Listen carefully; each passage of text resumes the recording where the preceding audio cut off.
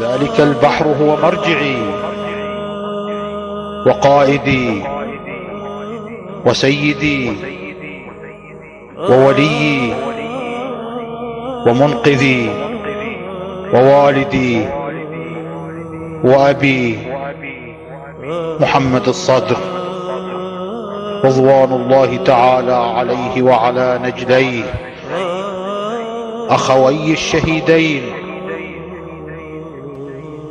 هو البحر في عظمته والنهر في سكونه والشمس في نورها والقمر في هدايته، لكن قد أعمى الشيطان أبصار بعضنا فابتعدوا عن نهجه وزلوا عن وصاياه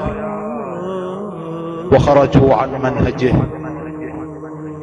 فصيروا من حياته قصة انتهت ومن استشهاده حادثة انمحت ومن وصاياه فترة انقضت ومن جهاده أسطورة انجلت ومن علمه أسطر انمحت